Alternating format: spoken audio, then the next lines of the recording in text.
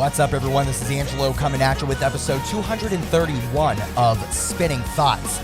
My guest is Toby Morrell of Emery, and yes, I'm really excited about this. I grew up listening to this band, and they're still killing it today. They're about to drop their 9th studio album titled Rub Some Dirt on It. It drops June the 24th via Tooth and Nail Records. There's a lot to love about this album, but I really fell in love with the way the band went about recording it. Over around a 2-hour time frame, non-stop, 12 cameras, the band Emery went and recorded this album live on video, and it's just such an interesting story to think about how the band went and wrote the songs, prepared for this recording session, the editing and post-production, and everything in between. Toby and I dive into all of that and more. So if you like this kind of content, make sure you give it a like. You are subscribed on YouTube. Leave a comment down below and let me know what you think of Emery. Have you just kind of been turned on to them now, or have you been a long-time fan just like myself? Leave a comment down below. Make sure you're subscribed on Spotify, Apple Podcast, or wherever you get your podcasts. We're on all social media at Spin Thoughts. Our website is thespinningthoughts.com, and we have premiere episodes every Thursday at midnight Eastern on Adobe Radio.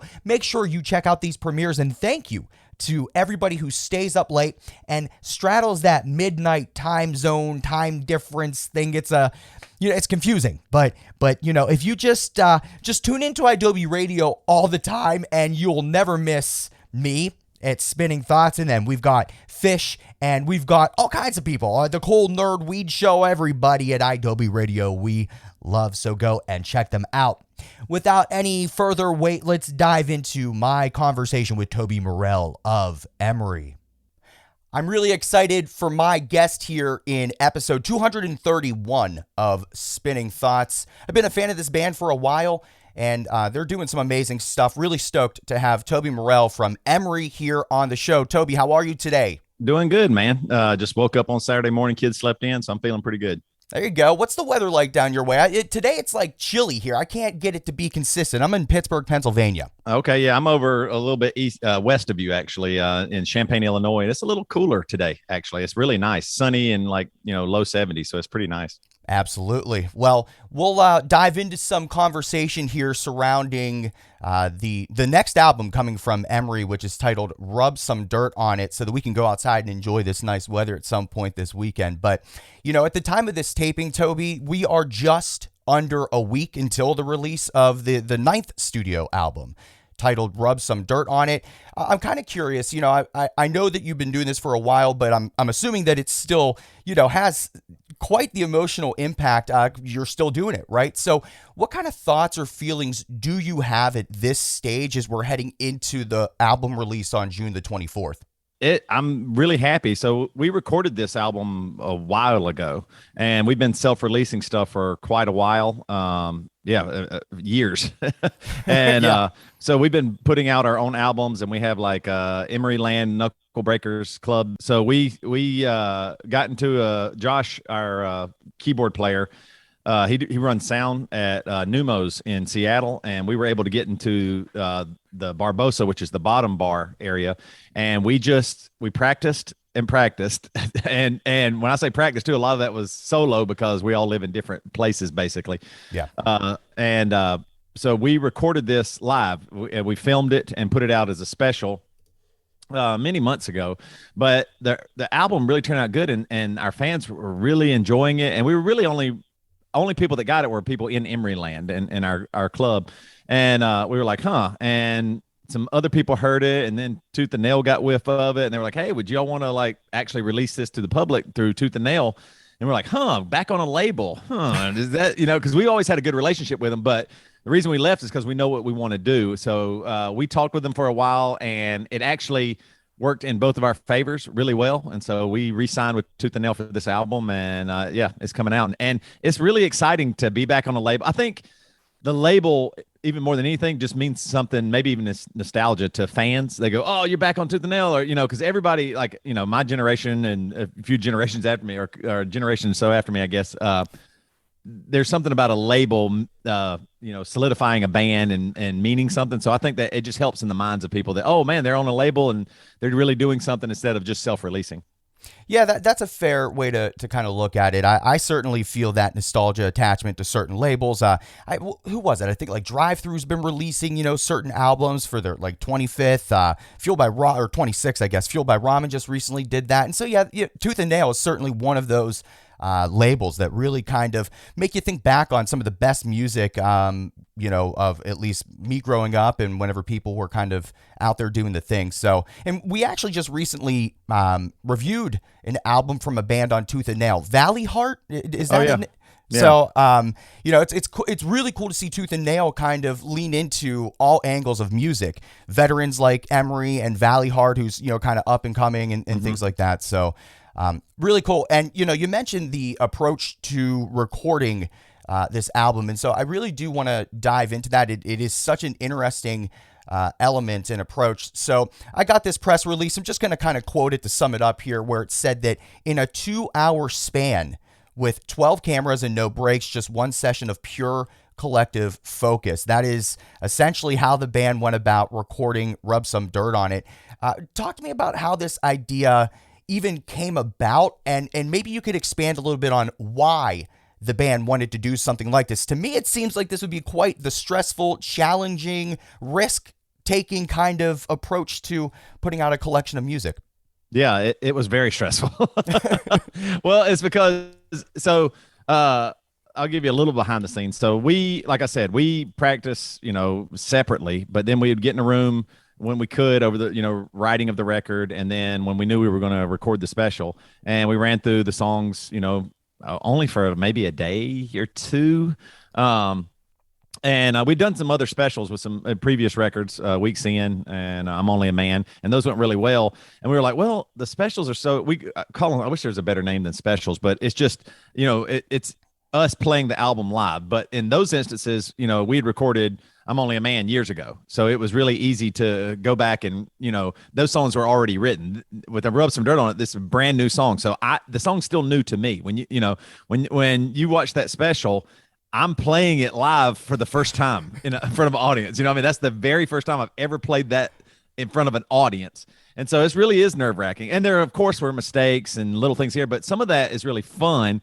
And you'll be able to hear some of that on the album. We did, once we figured out we were going to do like an audio-only release of it and stuff like that, we did go back and adjust some parts here and there. If somebody really flubbed something up that would actually ruin, but when you watch that special, which we'll probably put back out maybe with Tooth and Nail or something again, you'll be able to see and hear some stuff that, you'll be like, oh, well, that sounds a little different than the album. You'll hear some of the live mistakes, but that's part of live shows. You kind of like that. You like it when the lead singer's voice cracks a little bit here. Like, oh, that's real and raw, and that's how he's really, it's emotional or something like that. So it was very intense, but it was kind of like a challenge because we put out so many records. I think we put out 9 records now. This will be our 9th, and then so next one will be 10. But it just kind of gave us a challenge, and we were like, why wouldn't we do this? Why would we play it safe? It kind of sparked something in you, like, because used to when you're first starting out as a band, you'll take any show. If they called you 10 minutes, before you're supposed to go on stage, you go, we'll do it. Yep. And it might not be that good, but there was something fun about that, and it was something like, man, I just want to play. I want to play these songs. I want people to hear them, and that's what mattered more to us this time.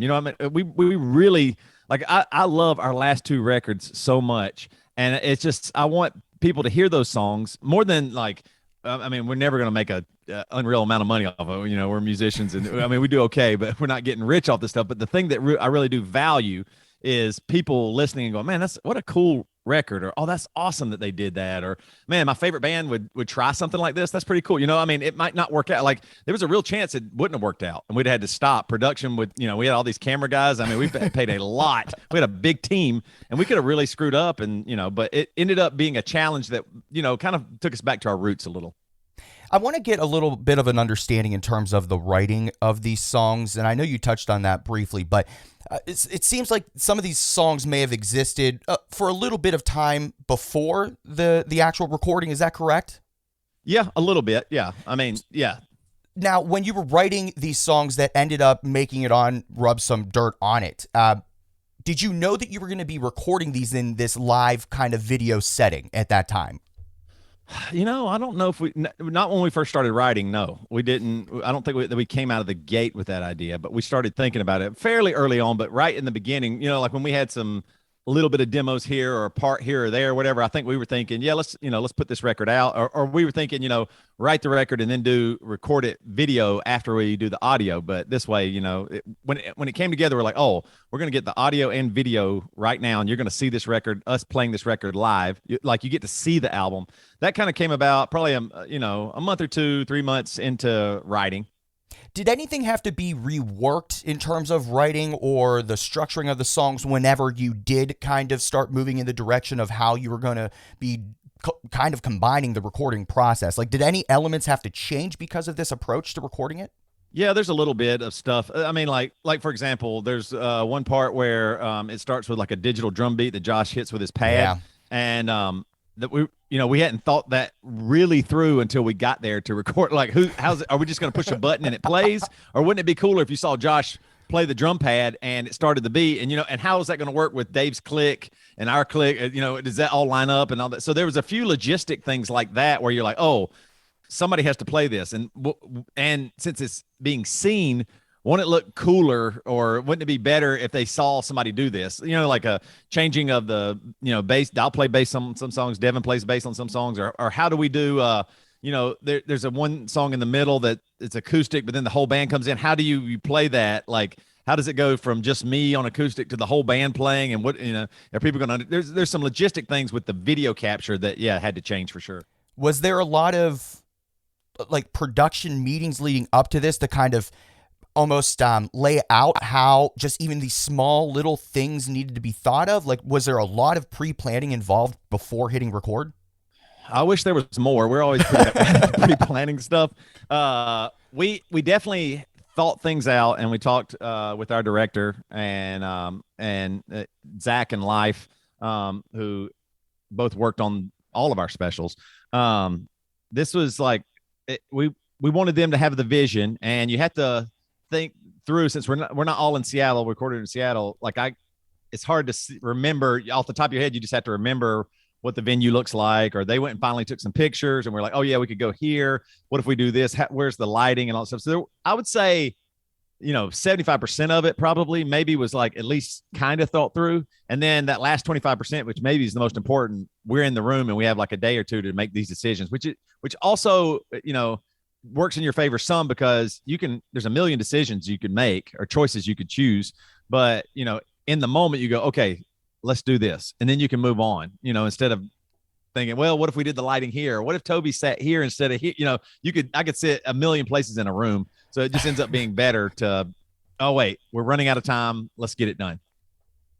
Awesome. I appreciate some of this background on this experience, and I want to dive a little bit deeper into it as well. When you look back and you watch some of the video or you listen to the final tracks and everything, is there a song? I think there's 11 that are on this collection of music. Is there a song out of those 11 that you look back and you're most proud of? Again, you're heading into, this challenging environment. I don't know how to really phrase it, but as a former musician myself, things didn't work out. That's why I have a podcast. But, as a former musician myself, I could just feel some of the intensity of approaching it this way. Is there a song you're most proud of looking back? You're like, damn, yeah, like that really, I can't believe it worked out that way. Yeah. I got two answers to this. One, since we recorded this live and we were sitting there all together, it really felt like one continuous, not song, but it felt like one continuous movement. Like we even took some, like a break in between the song to go, okay, everybody ready? Cause the album was, like I said, was new to us. We were playing it live the first time. So we'd play a song and then we'd take maybe like 2 minutes to go, are we tuned? Are we good? Cause I was like, I mean, you're thinking, because you are trying to play a brand new song and look into it, like you want to be into the song and enjoying it, and somebody's watching and you want to move and you want the song to be a part of you, is not just playing it, you want it to be you in a way. So I think the whole process felt like, man, because it just felt like that, however long it took us, probably even with some breaks, I mean, maybe it was 45 minutes, I'm not sure, but under an hour. it just kept going, and you're just like every song. Okay, now I'm moving to this. Now I'm not playing bass. Now I need to go here. So the whole thing was pretty amazing that it just flowed and it just happened like that. And then there's a little bit of we always try to add a little flavor or something, throw a little curveball to our fans and stuff like that. So the song Wizard is the one where it's almost like a little bit of drama where I go and leave a message on my girlfriend or my wife's phone, and I start playing this song. So I sit down. So that one was interesting because I had to go by myself, and I didn't sing it that well. I was a little my voice was kind of tired because we also recorded the Week's End the day before. So I had sang the Week's End special. I'd sang that whole album the day before. And I sang harder because I was, energetic and I was wanting to put on a show and everything. So my voice was a little tired. And so, wow. But it ended up being really good. Like I was really happy, like the way the song ended up being captured. It sounded good because, I'm probably my worst critic on my vocals and stuff like that. And it ended up sounding good and raw. And then the way the band comes in at the end. So it's just me and an acoustic guitar for the folks that haven't heard the song, just me and acoustic guitar kind of leaving a phone message. And it's kind of sad and I'm down. And it's, it's like a relationship not working out, kind of classic Emery in a way. And then the whole band just comes around and plays this song. And then we lightheartedly, like Dave makes a joke, and then we go into this kind of funny song that we like too. And so that one turned out really good because the way that flowed from me only to a whole band to immediately going into almost like a comedic scene is just so great. It's like this really neat part right in the center of the album. Now, and I'm still just like so enamored really by this entire approach. Like I think this is like just something that will be enjoyable to go back and listen to so many different times because you're kind of considering all the elements that went into writing it, recording it, and then also you have the post-production aspect of this. And so I kind of want to touch on that a little bit. After you do this live video recording of the album, what did the post-production look like? How much involvement did you have or the band have? Like, again, as I'm still trying to wrap my mind around just the uniqueness of recording this, like, did it change the way the post-production went to put this into what would become a full studio album? Yeah, it did on two different fronts. One would be, after we have the multi-track recording of our audio and the video, Zach just sat in a room with Matt. They're in Seattle. And I give all the credit to those two guys because they just sat and edited. And you got to line up the audio with the mouth moving and, all of that stuff in it. And for a whole album. And then not only that, you have to pick which camera shot you want to go with that part. And because what if somebody's in front of the camera on this, what if somebody's passing through or guitar heads in front of my face, and it's a really important part of so you got to get another camera shot and look through all that. So it takes a long time editing the video and then matching it with the audio and picking the right scenes and the right flow for that. It's almost like how a band picks the track listing, what track goes where. Except for this is the actual capture of it video.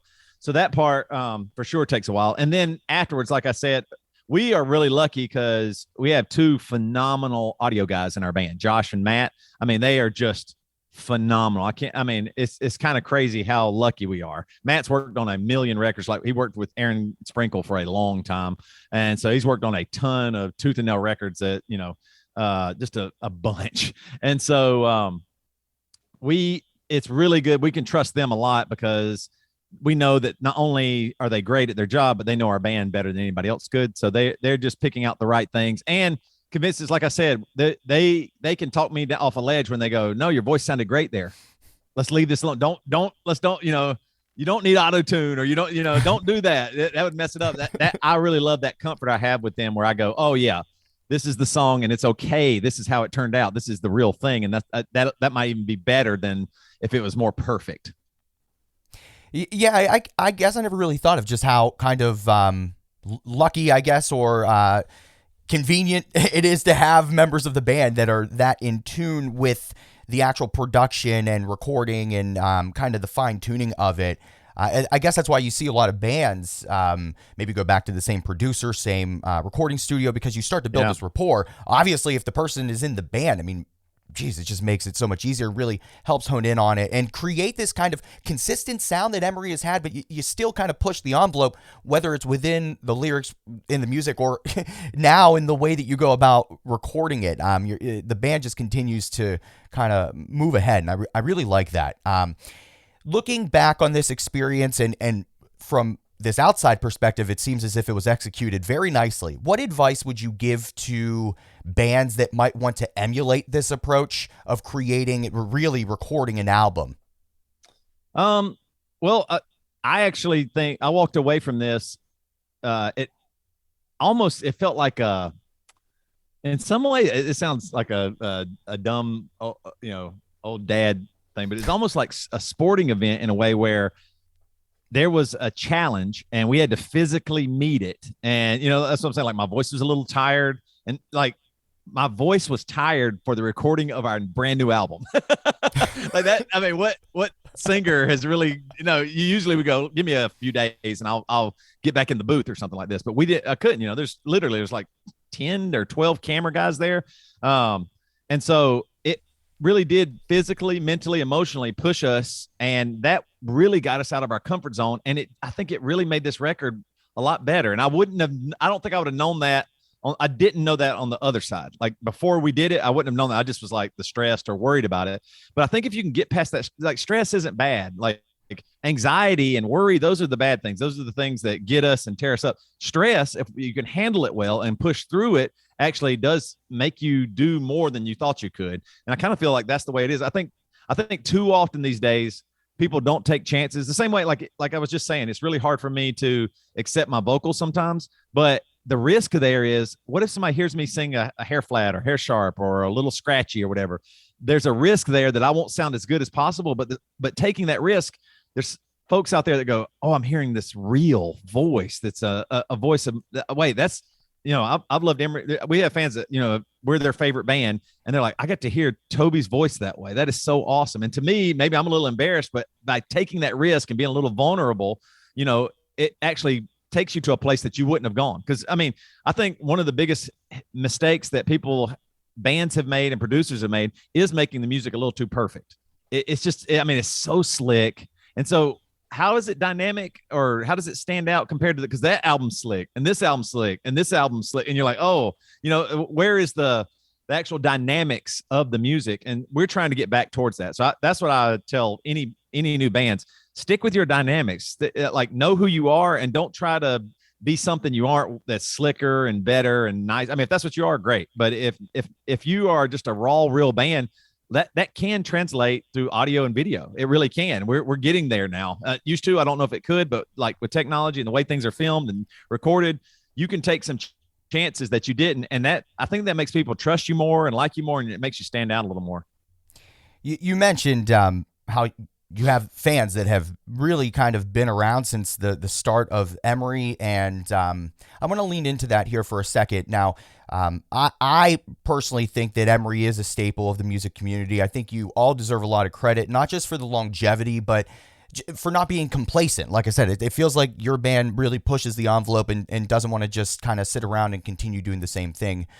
Rub Some Dirt on It is musically powerful, intentional lyrics. There's messaging and themes there. Talk to me about how this new album might resonate with longtime fans of the band, and also how this new collection of music might turn on some new fans to the band. Yeah, I think one of the good things about us is that we've always been super close friends. And we've able to keep that friendship first. Like, nobody thinks too highly of themselves. It just we never cared about that. I never cared about that I'm the lead singer of the band. In fact, I almost feel like, man, I wish I could do more. I'm like the least talented in the band almost. But nobody takes themselves too seriously. We always are open to a new idea, a new scheme, a new challenge, something like that. Like, what if we did this? Like the first time we were on Warped Tour, we're like, well, there's going to be all these bands. They're going to be playing their music. What else could we do? And so we put on these silly costumes just because we wanted to show our personality. We like to have a lot of fun. We like to cut up. We like to have a good time, and we want to try some different things. So you're going to watch Emery like this. And, some people, I think most people loved it. Some people probably were like, man, I wish they would just worn, skinny jeans and a black t-shirt. But we always wanted to do that. Like our personality and who we are has to come out too, or else then we're just a product. Like if it's not really us, then I'm just giving you this safe, careful, on brand band. And we never wanted to do that. And then, I'm sorry, what was the last part of the question? It was like how do we get new fans I'm curious because I know Emery has like a very solid following. You have Emeryland, where that also is how this album kind of got funded and everything, was through that process. What like sounds or elements to this album do you think might catch newer fans? Because this genre sound of music it's alive and well, and to an extent really kind of coming back a little bit stronger right now. So it's low-hanging fruit, I think, for new fans to kind of catch on. What do you think exists in this album that might call to that attention? Yeah, I think so. And I think there's a lot of bands doing it, but I believe what it is a desire to be as authentic as you can be, and as real and raw as you can be, and show a little bit of vulnerability while still also being the artist. Like it's funny, on my walk run this morning, I started thinking about art and the artist, and it really kind of came to me that the artist is. I've always said this about our music. Like I don't feel like I write the music. I feel like I find it. I feel like it's out there, and I kind of think that about all art. That there's art out there, like the same way as math was out there. You just had to go find it in a way. I know that, you know what I mean? Like it's not like a guy came up with 2 + 2. It existed. You just had to find it.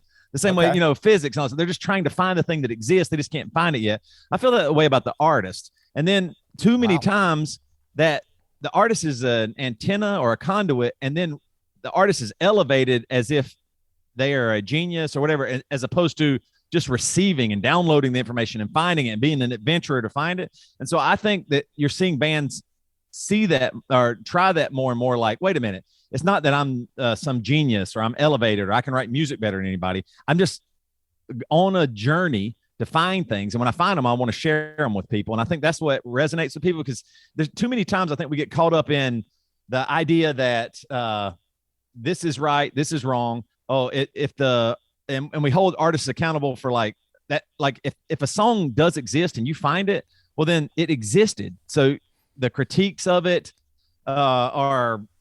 it ends up critiquing the artist more than, oh wait, this is just the song, how it came about. There's no other way. Like, as much as I would love to say we could have written different songs for this album, this was what the album was going to be. This, no matter what, this is the songs that came on this album were the ones that were going to be. And I'm so glad we found them here, and we'll find more in the future, and there'll be another album, and then more in the future, and there'll be another album. But I think that authenticity and the idea that, Emery does not think they're any better than me. In fact, might think they're worse than me.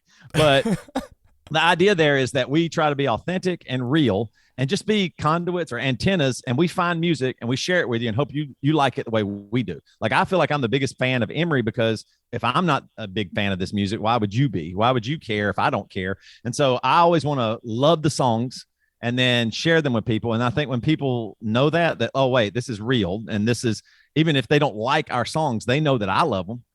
You know what I mean? Like Yep. Wait, I hate the new Emery album. There will be people that don't care about the rub some dirt on it at all. That's totally fine. But they will know that I do, and that I really care about it. And that means a lot. You know what I mean? That's not just me just trying to put music out there to keep our band alive or to make money or anything. It's the reason I do this is because I actually really do care about these songs. I really appreciate you sharing that. It's quite the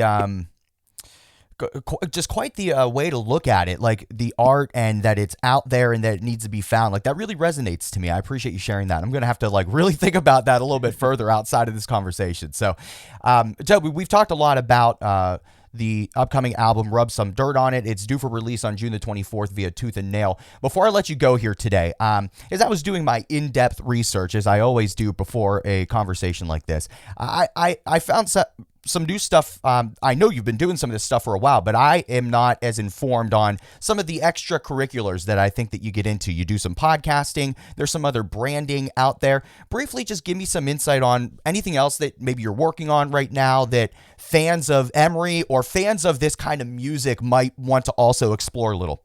Yeah, we've been doing a podcast called the Bad Christian Podcast for a while. It's kind of in the vein of Emery. Like, we grew up in South Carolina and no one cared about emo music or at all, or any kind of new underground music. It was very hard to have a scene. After we left, a scene kind of in the North Carolina area kind of started growing, but people just didn't care about hardcore music or anything post-hardcore. And so we wanted to push against that and try to do something that, even though, where we came from, our roots didn't like it, we wanted to push against that. And the same way with the Bad Christian podcast, there was that, the religion that we grew up in, the Christianity, the church system that we grew up in. We kind of wanted to push back on some of the things that everybody just says, oh, this is the way it has to be. And we're like, no, it doesn't have to be this way.